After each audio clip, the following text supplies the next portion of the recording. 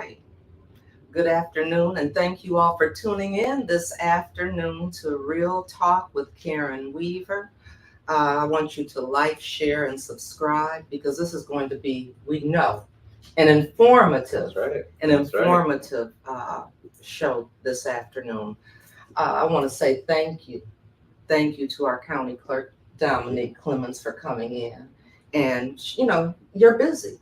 And I It's busy, recognize yes. you're busy, and hopefully this will help cut down on some of it because there's, when people saw that you were coming on, I started getting questions. Sure. We'll find out about this. We'll find out about Absolutely. that. And I said, okay, that's what I'm going to try to do because there's so much confusion with it being election time. Mhm. And there have been so many changes as far as people's precincts where they vote, all of those kinds of things. So thank you Absolutely. for coming in this afternoon because we want to clear up some of that confusion for the Absolutely, voters. yes. Because one thing that we know we want everybody that's registered to vote. And if you're not registered, we want you to get registered That's to right. vote. But before we just jump into some questions, tell us, what is the job? What are the responsibilities of the county clerk? Because a lot of people don't know exactly what is it you do. Absolutely. And it's a big job. It's a big job. Role. So again, my name is Domonique Clemons. I have the honor of serving as the Genesee County Clerk and Register of Deeds. Okay. It's a combined position. So about 10 years ago, the County Board of Commissioners combined the position of County Clerk and Register of Deeds. Okay. So there's a lot that we do. We have 3 major divisions that we oversee. I'm going to talk a little bit, very briefly, about which each of those divisions do. But this is generally an elected position. Yes. And the position of clerk and register is on the ballot this year, along with all the other things that are on the ballot. I, however, was appointed to this position. So I have not yet been elected into the seat. I am running to hold the seat, but I was appointed because my predecessor stepped down as part of a plea deal for misconduct in office. And when I was appointed by the circuit court judges, a vote of the judges. Okay. And they unanimously voted to make me the county clerk. And in doing so, a couple of really interesting things happened. One, they appointed the youngest person to be county clerk in the state of Michigan. I'm the youngest clerk or register of deeds in the state. Okay. Well, congratulations. But more importantly, while we've had some amazing Black leaders in Flint, we've had some great Black register of deeds in the McCree family. I am the first African-American county clerk in the history of Genesee County. And it blows my mind that it's I was appointed in December of 2022, that it took till 2022 for an African-American holding the seat of county clerk. Took a long time. A long time. A long time coming. Yes. So we are in this office every day, not only trying to be a good representative for the people, for our community, but doing the work. And I mentioned there are 3 divisions of the clerk's office. Okay, tell us. The first division is our vital records division. So that's the division, that's what we call our life events division. So if you need to get a birth certificate, a death certificate, a marriage license, you're getting a notary. Okay. If you're doing a small business and doing a DBA or a co-sponsorship, or if you need to get or renew a pistol license, a CPL, that all happens in our vital records division. Okay. And one of the big things about our vital records division is that we recognize the need of our community. These vital records, such as a birth certificate, are needed for so many aspects of life, right?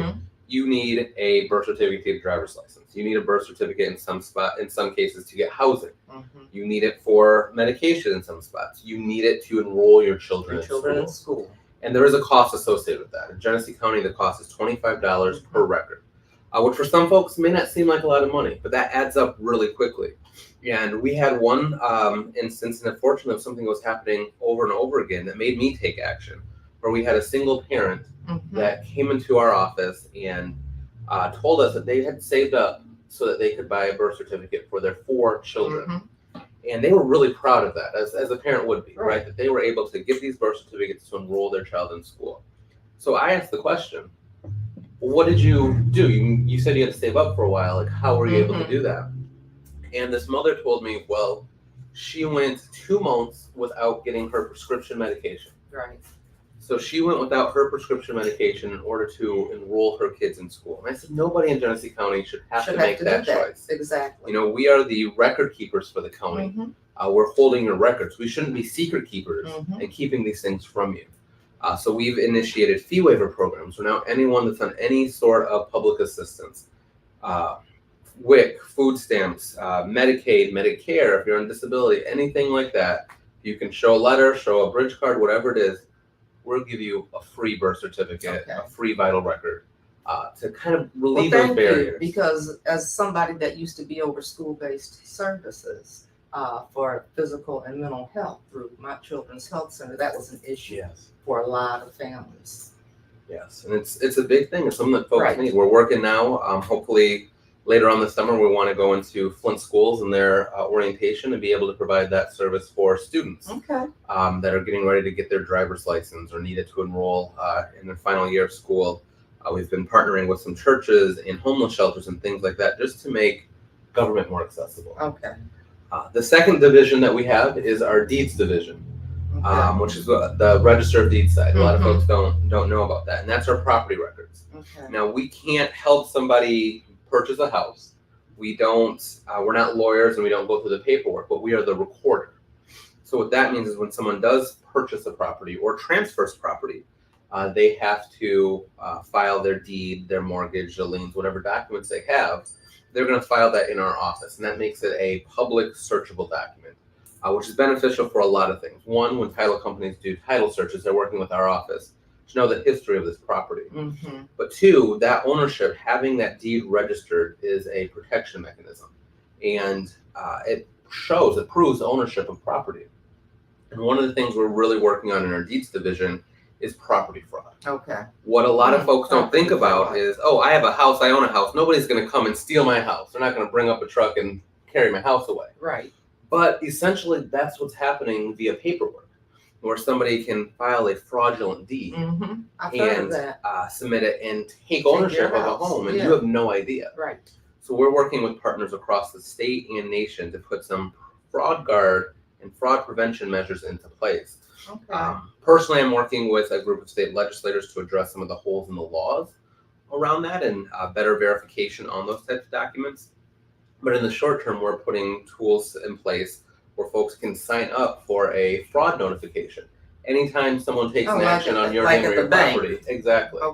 So if you own a house 123 Main Street and somebody comes and files a deed moving ownership, you'll get notified immediately so that you have time to take action. Did you do this?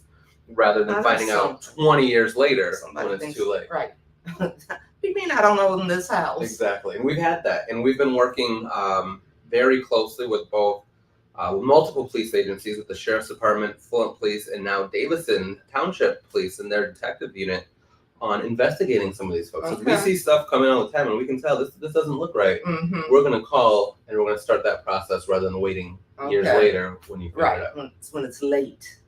Those are two divisions, very busy divisions, but not the busiest. I was going to say, this is the one we're waiting to hear about, because I know this is what's keeping you extremely busy right now, and there's a lot of talk out in the community. So go ahead, let's talk about that. Third division, as some of you have probably gathered, is the elections division. So as county clerk and register of deeds, I am the chief election administrator for the county. And what that means is a unique thing. Michigan, we have one of the most decentralized election processes in the country. We're one of the 5 most decentralized. And that means that the state government has a big role in our election process. They set all the standards.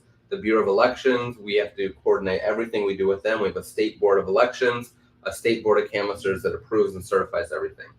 We also have our cities and townships.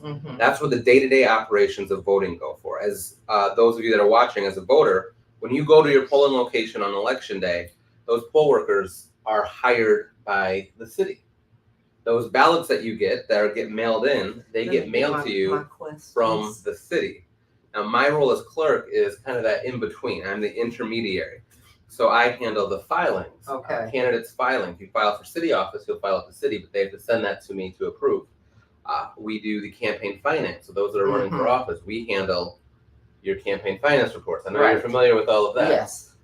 But as the county clerk, we then program, we print, we approve the ballots, we then send the ballots to locals to print out. So we make sure that the ballot wording is correct. We make sure that it works in the machines. We program the machines. And then the big thing is we are the pre and the post side of elections. So the risk limiting audits, the public accuracy testings, the accuracy audits that happen throughout the election process, we facilitate that to to make sure that our election process is safe and secure. We also are the ones that, once election day happens, each local city or township, they count the votes. And by count the votes, that means they hit the button on the machine. Right. And the tape comes out and it's a digital format. They bring that to our office, and we're the ones that compile that and display the votes. We don't want every single city saying, President Biden got 12 votes here, 12 votes there, and then you have to add it up. We do all of that work. We compile all of the data. But because the city and townships are doing the initial counts, if you will, it's the county's responsibility. We oversee the recounts. If there's an election that's really close, or anybody can request a recount. It seems the last 3 years, every year without fail, we've had some kind of recount. It hasn't changed election results, but that's everyone's right to see that. And it's another instance that shows that our elections are accurate. And the big one, of course, is the other R word, recalls. The county is heavily involved in the recall process.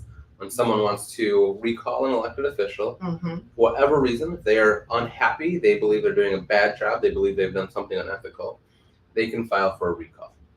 And to do that, an individual first starts with our office. They're going to come and get petitions, and they're going to just fill out the language part. That is the first step, is getting language approved. Coming up with a reason and why this person should be recalled. And then there's a board called the Election Commission, the County Election Commission. That's comprised of myself, the county clerk, the county treasurer, and the county probate judge. Okay. And we have to meet and determine if that language is clear and factual in nature. And if we say, yes, it's clear and factual in nature, then that person has the opportunity to go and start collecting signatures. You then turn those signatures back in to the county's office, and then we either can review those signatures ourselves, or we can send them to the city or townships to review. Typically what happens is we send those signatures to the city or township clerk's office to review. We'll do a preliminary check, we'll have them do a main check, and then we do a final check. We have transitioned our approach to that a little bit with this most recent recall, and that we have kept it all in-house. Okay. We've recognized that we have greater capacity. We have more direct connection with the State Bureau of Elections, that we are able to more effectively, more efficiently, and more accurately count through those recall petitions. So for the city of Flint, I've been keeping that in-house.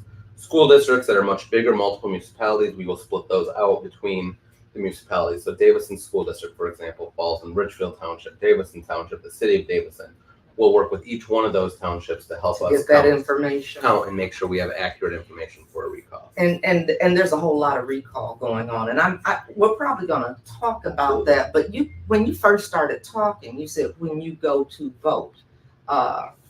Let's start there. Yes. Because there's been a lot of confusion around where do you go to vote. Before you do, yes, let me get some of these questions out. Oh wow, we're about to go to a different question. Okay, well maybe they have the same question because I was getting. So we're about to. But remember where you're at. Yep, okay. Remember where you're at. AC Dumas is watching. He said, "Why were the precincts changed in Flint from 61 to 54 to 44 now to 29? Who changed from 44 to 29? Unheard of. Questions. And what is 2SP?" And then Miss Hanifa said, "Good afternoon, hey, Queen Kathleen King." All right. So I'm going to take that second question first. So he said, what's 2SP? 2SP. And this is probably going to, have even more in-depth conversation about that later. So on some ballots in various wards, there's a split in wards. So this is where we have that old ward, new ward. Which is the whole conversation, yeah. Right, because I have something to say about that. But so go ahead. On the ballots, there are some precincts that the precinct now, the way that the precinct is drawn, part of the precinct's in one ward and part of the precinct's in the other ward. And part of the precinct that's in the ward that has a special election or a recall is labeled SP. So when you go to your polling location, if you're in whatever precinct that is, they're going to look you up and they're going to say, oh, you live on this street, you're going to get the 2SP ballot. That's the ballot that includes the special election or the recall election. Oh, you're not in that ward, you're going to get the separate ballot. So that's just the classification of that. So folks that should be voting in the recall or in the special election, they have that on their ballot. That was one of the questions, because people said, how do we even know if we're getting the right ballot? Right. Because I was talking to a person that thought that they had a new council person. Mhm. And I said, no, you don't. I said, you're still in the first ward. That doesn't start until 2026. Yes. And so you will be voting in that election. Correct. Because we have first ward race going That's on right. because it was an appointment. So people don't believe, people don't trust. There's been all of this confusion. Even some of the council people didn't know That's right. that they weren't starting to represent those wards until 2026. Appointments have been made that are not supposed to be made because you don't represent Exactly. that area of the community yet. Exactly. And so if council doesn't even know, and I'm not saying all of them didn't know, but if some council people don't know, then you know the regular people, you know, that are going to vote, the residents don't know. So that was one of the questions is, how do I know I'm even getting the right ballot? And I want to talk more detail about that Okay. and the wards, but I want to answer Mr. Go Dumas' first ahead. question about the reduction in precinct sizes. So Yeah, I don't that's a know good question. the specifics of moving from the 60 number to the 50 to the 40. That's happened over the course of several years. It was Before I was when involved. Inez left the Yeah. city, it was down, it had gone from 61 to 54. So the big change most recently, and we're seeing this countywide, statewide, is a change in law. Mm-hmm. So what's happened? So previously, the most recent law was that a precinct could hold up to 2,499 voters, just short of Okay. 2,500. And once you hit that number, you have to have another Another precinct, another precinct, another precinct, which is listed to the number of precincts that there were. When Proposition 22-2, which was the Mhm. early voting, came into effect, the state legislature last year changed the law. Okay. So they said because so many people are voting by mail, Mm-hmm. because we now have 9 days of early voting, Mm-hmm. we're going to change what the size of a precinct can be. So the state legislature changed that from 2,499 to 5,000. So they doubled how big a precinct can be. Okay. And each precinct is a number of Oh. poll workers, it's a number of tabulators, it's a number of ballots. So a lot of cities and townships, not just the city of Flint, have consolidated because they now have 5,000 voters per Mhm. precinct rather than 2,500 or 2,499 to be exact. So we're seeing that all over. Grambling Township, for example, I believe went down from 18 precincts to 9 or 10 precincts. I was mentioned the city of Flint now has 29, and they previously had, 41? 44. They were at 44. At the last count. So that's what the impetus was to make them go down to that. As far as that approval process goes, it's a little bit different in each city or township. I'm not 100% sure on the city of Flint. So it either goes through the election commission of the city or the township. So each city or township has an election commission of different local elected officials. And if they don't do that, it would otherwise have to be approved through council. So the city clerks or your township clerks, they go through that process. They meet with their election commission or their council. I believe in the city of Flint, it's the election commission, Mm-hmm. which would be the clerk and usually 2 other people, Okay. that would then approve what those boundary changes are. So now there are 29 precincts. Doesn't mean 29 voting locations, because as we know in Flint, there's a couple of precincts that are at the same location. I think Freeman School, for example, I think has a couple of precincts there, so on and so forth. I don't want to give a bunch of examples and be wrong, but you get what I'm saying. Right. So those are your voting sites. So a lot of folks are doing it just because the state law says you could, and that it's saving money. Mm-hmm. One of the things it's hard, and where there's a balance that has to come, is that balance between, all right, we can save $100,000 by consolidating precincts, but what is the cost to community? Are we making it harder for people to vote? Are these polling locations, are these precincts on a bus line? Are they at an easily accessible place? I don't know how the city made that determination or how they went into effect. They did ask our office for maps and information, and we gave them an auto cut of like, this is where things are. You could, combine these precincts. And that precinct combination has nothing to do with ward changes, right? That precincts are just your voting locations. Now, this is where some of that confusion gets into. If we're ready to go into a little bit of the Right. new Yeah, word let's stuff. do that. So a lot of moving pieces happened within the last 2 years. It's causing a lot of confusion. And usually we would have 1 or 2 of these pieces happening. We'd have multiple. Mm-hmm. The first thing that happened, it's not quite the order, but one of the things that happened is that the city of Flint had a charter commission. And that charter commission changed the city charter.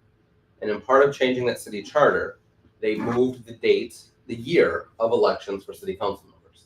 So Right. city council races used to be in odd years. They moved it to even years. In doing that, they gave council an extra year. right? So we have council members that are serving, like it or not, serving a longer Right. They term. did 5-year terms. Right. Now, on top of that, what was happening is redistricting. Redistricting happens every 10 years as part of the census. The census happens, and then we take that data to redraw districts to make sure each district is the same size. In Flint, we have wards. So the city of Flint had to redraw their ward map. And I do have no idea the process or the decision-making or who made those proposals. I do know it had to go through and get passed by council. And those ward maps would go into place on the next election. Again, that charter change means that next election is later. So there's more time. So that causes a little bit of confusion. All right, we just redrew, but these new districts don't go into effect until 26 Exactly. because of the charter change. So that's a year. The thing we add on top of that, a lot of folks, all right, new district's not a big deal because there's not an election there. Now we have elections because we've had recalls that have gone through. We've had, unfortunately, council members who have passed. We've had council members that have also resigned. So now we've got new districts, longer terms, and we've got recalls. And then on top of that, we've got the state law change with precinct changes. So all of this is happening at the same time. It's causing a lot of confusion. And so what is the plan? Because it doesn't feel like, a lot of people, I've talked to a lot of people, they feel like they've been disenfranchised. They don't even want to go bother to vote. I get there and they tell me I'm in the wrong place. And then I've got to go someplace else. And sometimes it was all you could do to get them to come and vote. And now you tell me I've got to go someplace else. And so it just gives a lot of mistrust to the process. So is there any kind of plan? How do we educate people about what is going on? I mean, we have seen changes since you have been there. And people, I've heard a lot of people say that as far as positive things. That's what we're trying to do. We need to get this information out. I'm trying to have these conversations with everyone. So I'm going on shows and podcasts with you. I'm doing community events. We're going to be doing one at the Flint Public Library as well as one up at Hasselbring with Dwan Robinson and some other folks to talk about these changes and the importance of voting. But we're also putting out some resources. And one of the things I have to balance in my job, and I have a hard time finding that balance, is that I am the county clerk and that I have a role for the entire county, and that some things are not my jurisdiction, some things are not my role, and I don't want to overstep. But at the same time, I think the example is when I saw the city of Flint, for whatever reason, unable to put out the information, unable to communicate that, either by choice or resources, I don't know. I don't want to make assumptions or allegations. I took it on myself that we need to get some more information out. So like I said, we've been having these conversations, but also on the county clerk's website, and this is a little unconventional, I put an entire page just dedicated to the Flint recall and special elections. Okay. So if you go to the Genesee County Clerk's page, you click on the elections division. On the sidebar, you're going to see a bunch of options: campaign finance, election results, things like that. There's one page that just says City of Flint special and recall elections. Okay. And if you click on that, we're putting we need information. A whole page. Right. And within that page, there's multiple pages. So we've got a table that says which of these recalls are going on the ballot. Okay. And we have a one-pager for each one of those recalls that show, reminding folks, this is how you vote. Here's a picture of what that old ward is. Okay. You can look at it and say, yeah, I live within here. Here's who those candidates are. Here's when that election day is. You can click on that, and those are PDFs that are downloadable that I've worked in conjunction with the Michigan ACLU to present, so we know that this information is accurate and factual. I've been working with partners on that. Further down the page, and what has become a big resource for me, because I'm born and raised in Flint, but I don't know every area of Flint. Folks will call and say, well, I live in precinct 12, what ward am I in? I'm like, I don't know where precinct 12 is. Let me look, especially with these changes. Especially with the changes. Is we've put a couple of maps, and we've put pictures of the maps on there and a link that's downloadable so you can get the bigger file of it. The first map is just a side-by-side of what the old ward and what the new ward is. Some people wanted to see what those differences are. And you'll look at the 8th ward, and you'll notice, oh, it's just this one piece of the 8th ward that's changed. You look at the first and second wards, though, there's some big changes. Yes, there are. So we put that side-by-side map. Then what I realized is, well, we still need more. It's still confusing because we've got these 29 precincts, and folks are used to seeing 44 precincts. That's right. So, and folks have gotten a voter registration card that says their new ward on it. Right, because I went from, I think, maybe 46 to 20. Yeah, it's been a huge shift. And voter registration cards went out, I believe, in January of this year, and it had the new ward on it, not the old Right. ward that it should have had. And Right, it had so the new how did precincts. that happen? Because and you know what I think where some confusion comes is, so when we say, so we have the old map and the new map. So when you hear old, you think that's not in use Right. anymore. So I've been saying we have the current map And the future, because it's yeah. exactly, and it's just changing the wording because this is what's current. Mhm. So it's not old if it's current, That's is it? correct. It's so it's the current map and then the future map or the The new one. 26, yeah. Exactly.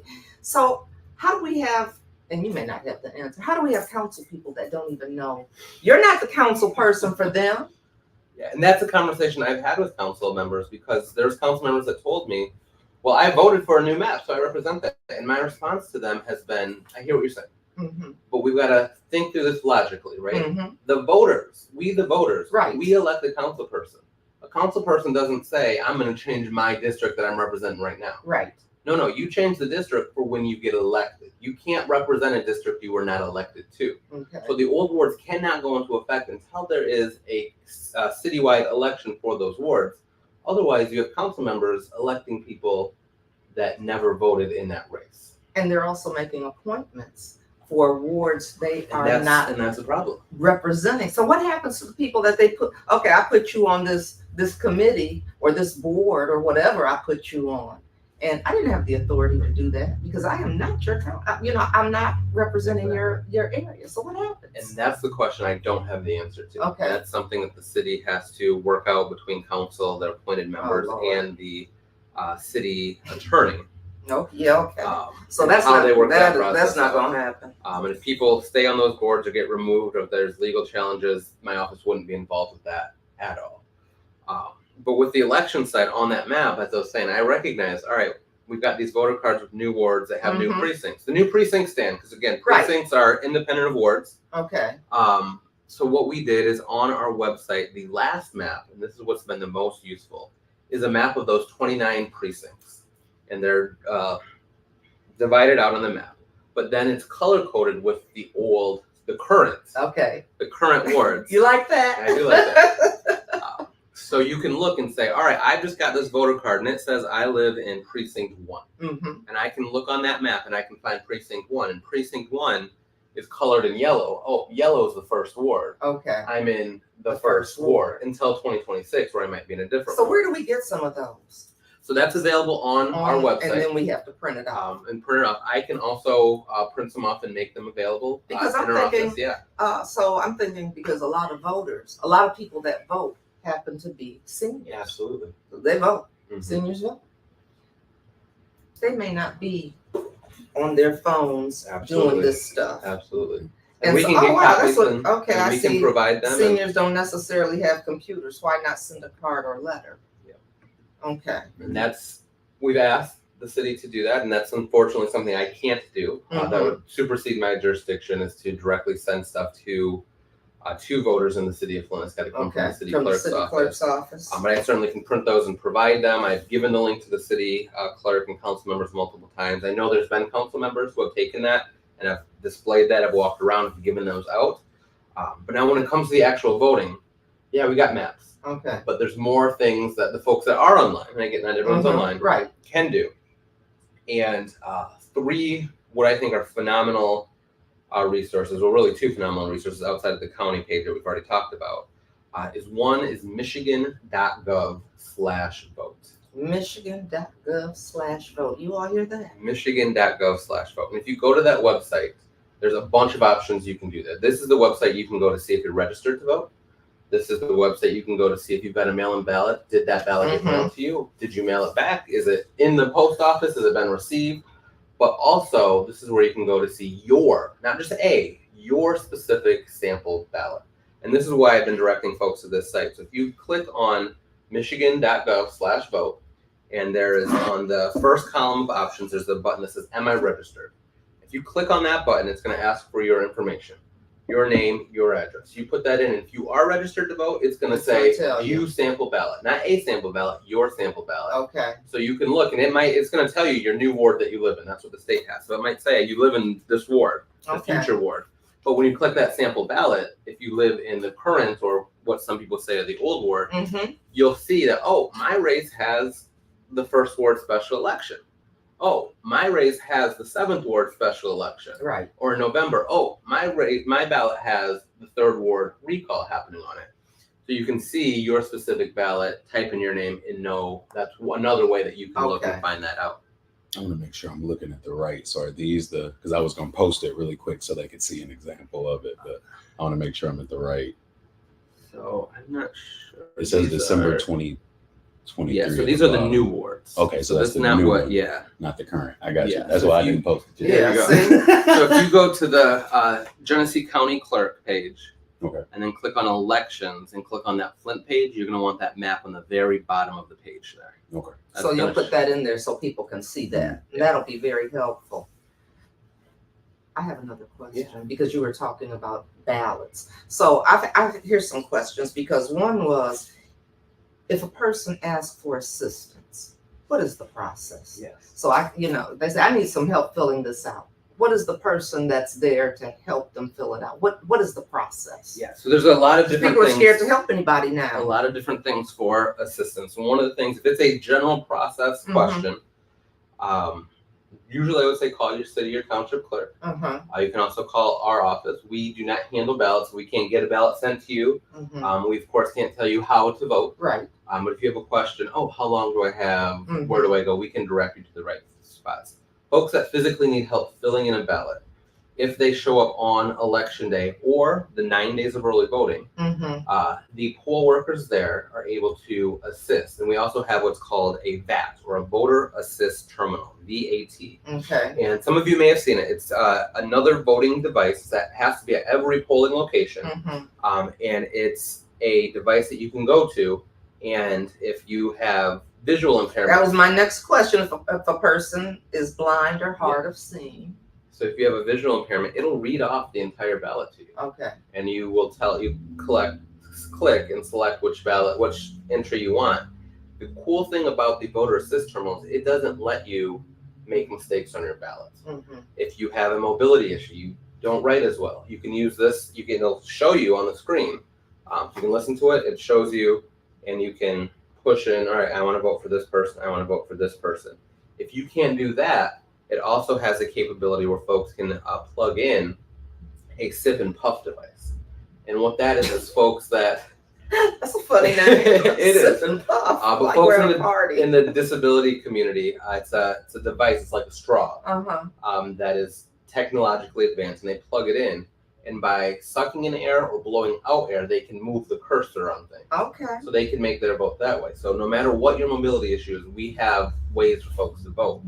When it comes to your mail-in ballot, you have a couple of options. You can take that ballot to the clerk's office, and they can set you up on that device. Or you are allowed to have somebody assist you. So if I was having some issues and my daughter was there, that's the one? That is the one. Yeah. Okay. Perfect. I could have my daughter help me, or my nephew or my neighbor, Exactly. and then they have to fill out that they helped me. Right. So there's a spot that it says if you've got ballot assistance, they have to put their name and they have to sign that they've assisted you. Okay. The hard and fast rule on that is, you can help your daughter, you can help your sister, your grandfather, someone that you know in the community. If you're a candidate for office, you cannot. Right. You cannot assist someone else when their ballot if you're on that ballot. Right. Just like you can't be a poll worker if you are on the ballot, or if you have a direct family member that's on the ballot. Okay. So me as county clerk, I'm on the ballot this year across the entire county. My mom, my siblings, they can't be poll workers. Okay. They can't even work at the polling location. Now, City of Flint, let's say the council member in one of the wards in the City of Flint, they or their sibling want to be a poll worker. They can be a poll worker in a different city, but nowhere they're on the ballot. Okay. So I have another question. Sometimes as people age, their writing changes, or they've had a physical issue. They've had a stroke. They've had something, their hand, arthritis, just different things that happen. I broke my hand. Yeah. I mean, how do you sign? And then you're told the signature doesn't match. Yes. But it's my signature now. That's an important thing. And now we're talking, this is only applies in the mail-in voting, right? If you go on an election day, you don't have have to worry about. Right. The best practice, which isn't always the easiest, Mm-hmm. is if you know your signature has changed, especially if it's a permanent change, right? Mhm. You've aged, you've got a mobility issue. The first thing I always tell folks is you should update that with the Secretary of State, Okay. right? That signature that's on your driver's license at the Secretary of State, that's the same system as our elections. Mm-hmm. If you update that, we now have an updated signature. Okay. And it's not just that you got old and your signature's gotten worse, right? When I first started driving, I got my driver's license at 16. Mm-hmm. My signature now at 31 Right. looks different than it did at 16. Right. So I did go in and update that so that I could sign things. Okay. Now, the other option that's usually a little bit easier, we know sometimes there's some challenges getting into the Secretary of State's office with weights and appointments and all of that, is your city or your township clerk. So you can go to your city or township clerk and they can put an additional signature on file. It's called a secondary signature. Mm-hmm. It doesn't update it in the Secretary of State system. So if you're dealing with contracts and driving and stuff like that, you still have to deal with that whole separately. But your local clerk now has on file a secondary signature. Okay. So they can see that main one and they can say, these don't match. The secondary one comes up and they say, oh, that's exactly matched. Mm-hmm. We'll accept it. The reverse side of that, though, is there is that signature standard, that signature requirement, and that is a protection, right? Right. That when someone's filling out a ballot, that we're not just getting the ballot mailed and someone's just signing, right? Mhm. They're checking that signature to make sure that this voter filled out this ballot. Same thing with recalls, right? Mhm. This person signed the recall. So that signature requirement is there to protect the right to vote, to protect people from fraud happening. But the important thing to say, especially when we talk about recalls or nominating petitions, Mhm. is that every person must sign their own name.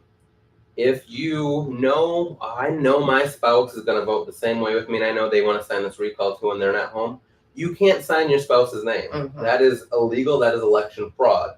You can get in a lot of trouble for that. And if we notice that two names right next to each other have the exact same signature, we're not going to count those. Right. Names.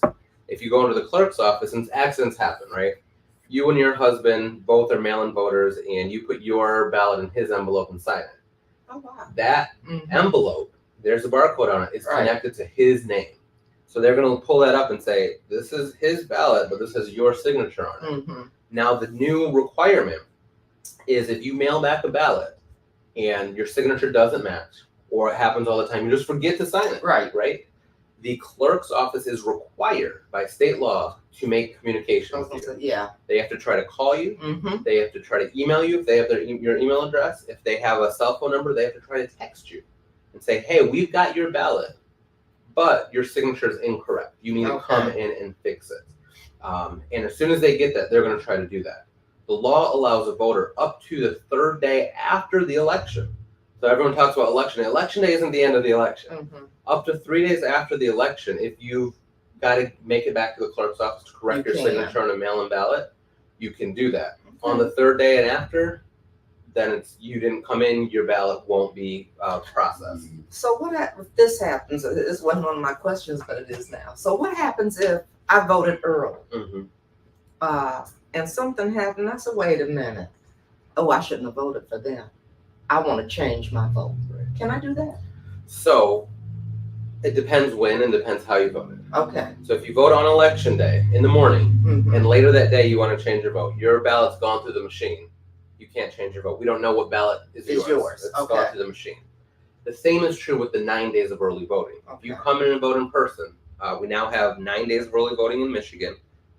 The 2 Saturdays before the election, that week in between, the fullness of the day, regular business hours, you can go into, in the city of Flint, it's the city clerk's office. In the townships, it's the township office. Mhm. Anywhere you live in the city. So if you don't know where your polling location is, 9 days before the election, that whole week, you can go to City Hall and vote. Okay. But that's the challenge. In those 9 days, once your ballot goes into a machine, it cannot come out of a machine. So if you vote early, you can't change your vote. It's gone into the machine because early voting is just But like if you did in-person day. absentee. If you did absentee voting, if you turned in your ballot, ballots went out just this week, right? Okay. You got your ballot on Saturday and you turned it in Ooh. today. Go ahead. You turn that ballot in today and you say, I've changed my mind. Right. You can go to your clerk's office and tell them, I've changed my mind. I would like to spoil my ballot. I would like that ballot back, and I would like you to issue me a new one. Okay. And you can refill it out up until the point that they process the ballot. Okay. They can process the ballot up to the week before the election now. So that 9 days of early voting, that's when we start putting ballots into machines. Once it's in a machine, your vote stands. Okay. So up until the week before the election, if you mail in your ballot, you should be able to get it back and make a change because you got some new information. Okay. I know. I got to ask this I was question. gonna get to these comments real quick. I think I had to. Okay. Just so y'all saw where we were at. I just got a couple of them I just highlight real quick because I have to ask this question. They're at the end, so I know they just have. Now, just remember, you're the one that's in front of us. I'll be the one to say the discretion right there. Yeah, the voters get to talk to you right now, so they don't get to talk to everybody. But yeah, we go through you right now. So yeah, so y'all politicians always tell us how to vote. Who do you want me to vote for Genesee County Clerk, Register of Deeds? Someone said, can the Flint City Clerk have someone to come to my home if I'm unable to come to the polls? Then someone responded and said yes. They came to Hurley for me. Councilman Eric Mays arranged that. They definitely can. So this is just some of the conversation in there. And then you already addressed the part about seniors and them not having computers and whatnot. So I just want to catch y'all up to where they were. So this has happened where you get the list of absentee ballots that have gone out, right? Mm-hmm. You're driving up the street, you know how you go after that. And you look at, I'm making this up, 2131 West High Street. I made that up. There is no 2131. There's no house there. But ballots, you get it on the list. And that happens a lot. So how come how come it hasn't been purged? Why hasn't this voter list? Why isn't it accurate and up to date? Because that makes you wonder, okay, so where'd that ballot go and who's filling it out? And that's another reason that people don't trust the process, because that happens a lot more. And if you're into politics and if you have been an elected official or if you work on campaigns, you see it all the time. There's no house there, or that house was torn down 3 years ago, 6 years ago. I talked to a lady who said, I've lived here 40 years. Nobody by that name lived there. And that house has been gone for 6 years. And I got the ballot for them. So the first good thing is if they're on your list and the ballot hasn't been returned, that's a good thing. Right? Because that means that ballot was sent out and the post office said there's no house there. Nobody received that ballot. So the fact they're still on your list is reassuring, right? If you had the list and it said that ballot was returned. Oh, well, I don't know. That becomes a problem. So this is said it's gone out. Right. That's if you're at that point. It goes out and it could be returned to sender, right? There's no house there. It could be. So that's why it's still on your list. Now, when we talk about purging updates, there's multiple, again, decentralized system, multiple steps. Every year, the Secretary of State's office does a huge purge. Last year, there was over 100, 200,000 across the state of people they've taken off the voter rolls. Okay. People that have died or people that haven't voted in a significant amount of time. I don't remember what the exact, I think it's 8 or 9 years. If you don't vote in 8 or 9 years, you're going to get a letter from the state saying, hey, are you still here? Are you a registered voter? We're taking you off the rolls unless you call and tell us to keep you on. Right? The other thing in our office, whenever somebody passed away, I mentioned, my Vital Records division, we handle the death certificates. So one of the things we do in our office is every time someone dies in Genesee County, every month, and then the month of the election, we do it every week, we take that list of everyone that's died, and we go into the state's what's called a Qualified Voter File, QVF, and we challenge each one of those registrations. At that point, it's then the city clerk's responsibility to then go and remove them from the voter rolls. So if they're still on the voter rolls, that means the city clerk's office, I don't want to say the clerks themselves, but the staff in the city clerk's office aren't doing their diligence of removing these people on the rolls that have been challenged by the county. I'll say it, they're not doing their diligence. How's that? But the state's removing folks, the county is challenging folks, and then the city's got to do that. Otherwise, things would not have been given to him to be over. I'm just, hey, call it like I see it, and I can do that. So now I have another question because, okay, I'll take my sister, for example. She's been living in a home for 10 years. And she got it again. The person that I guess that lived there before, she's been there for 10 years. and she's getting the new place where this person is going to go and vote, because they got moved from Cathedral of Faith to Hasselburg. So why is she getting this other person that hasn't been there for 10 years? My sister's been there for 10 years. Again, that goes back to how the city. Okay, so that's my other question, because in most places, you're elected.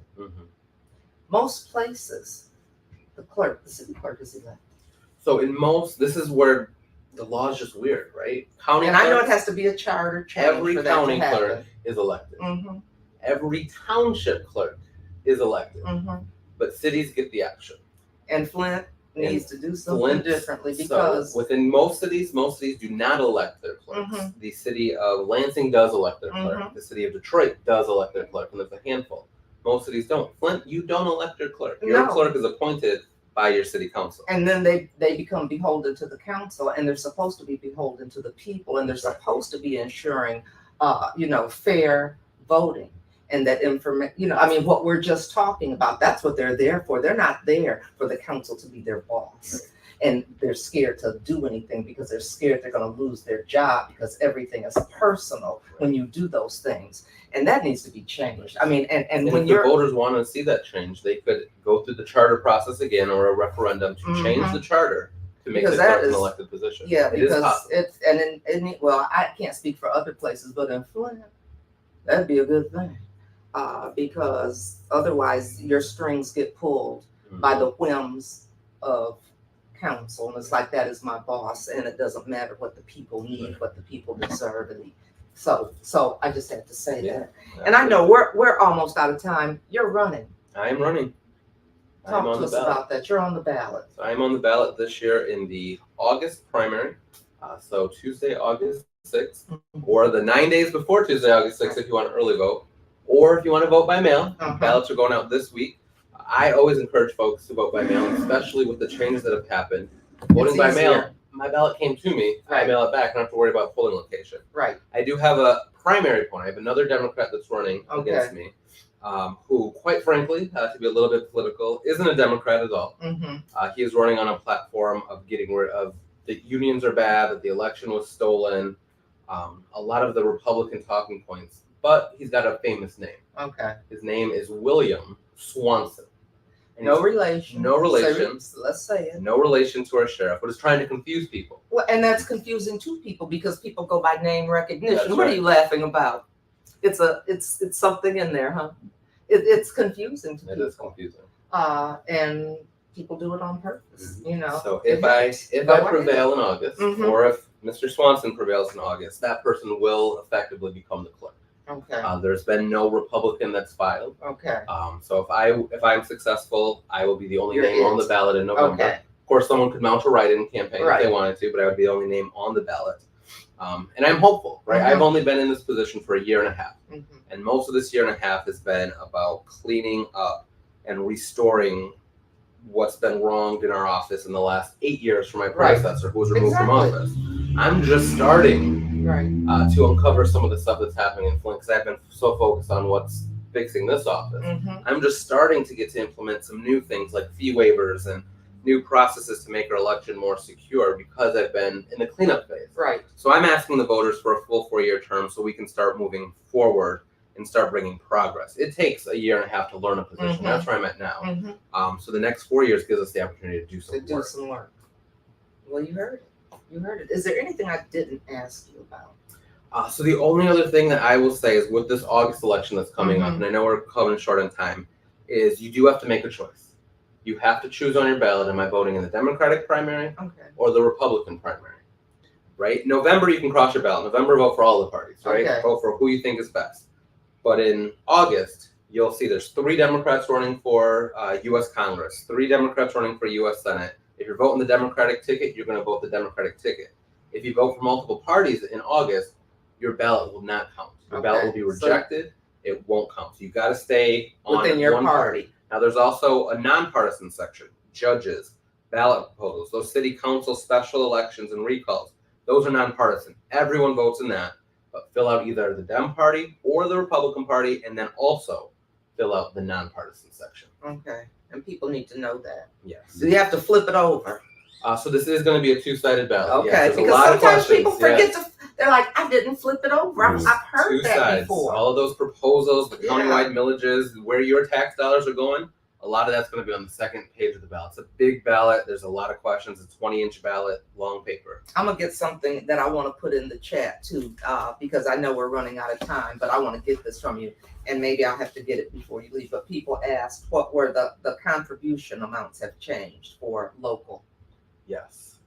So I can provide you the link to all of that. Okay. Each race is different. So for Okay. countywide, my race, it's 8,000 and some change. Okay. For local races, it's 1,250, I believe, for an individual. Okay. I'll give you the Yeah, exact people numbers. have asked, what are those numbers? Because just like everything else has changed, we know how much you can get as a contribution Those numbers has have changed. increased. Okay. So that's good to know. That's good to know. And then a quick And question. Somebody go ahead. said, if you're running for office at a vacant house, or if a candidate is running for office at a vacant house with no water, utilities, all this other stuff is out. Like pretty much, how do you report it? So it should be the city clerk that's checking to make sure that someone that's running for office lives in the district, lives in the ward they're running for. Challenges can always be made at the Michigan Bureau of Elections. That's the Secretary of State's office. And if challenges aren't handled the right way, there's always the option for legal remediation, where you can challenge it in court. There you go. Perfect. That it? They said must view, update election information. And I'm gonna put this map up here just because I took the time to go find it. Okay. So that is the current precinct map, correct? Yep. That they will be The okay. updated 29 precincts with the old or current pre-2021 wards. I just thought of that last night. Yeah. I said it's current. It's current. it's the current one and then the future one. Mm-hmm. And I think that's why people got confused, because if I said, well, that's the old map. Okay, so well, I don't need the old map because that's not, but it's in play. It's current. And so I just want to take this opportunity to thank you for coming and helping to clear up some of this confusion, because there's a lot. We want people to trust the process. We want everybody to vote. If you're not registered, we want to get you registered. But we want people to believe in the political process and feel like their vote mattered, and it got counted and they got to vote the way they were supposed to be able to vote. And so, like I said, I've heard a lot of good things since you have been there in cleaning some things up. So much luck to you for sure. Thank you. And thank you for having me on. If folks have additional questions, they can always reach out to my office. You just look up Genesee County Clerk. The first link that'll come up is our website. It's got our phone numbers to each of our divisions, as well as my administrative phone number. And my email address is just my first initial D, last name Clemons, at GeneseeCountyMI.gov. Try to answer questions the best we can or direct you to the right resource to get what you need. And don't forget, August 6th. August 6th. Exercise your right to vote. Your vote is your power. That's right. Thank you. That's right. Okay, thank you all for tuning in. We'll see you next time on Real Talk with Karen Weaver.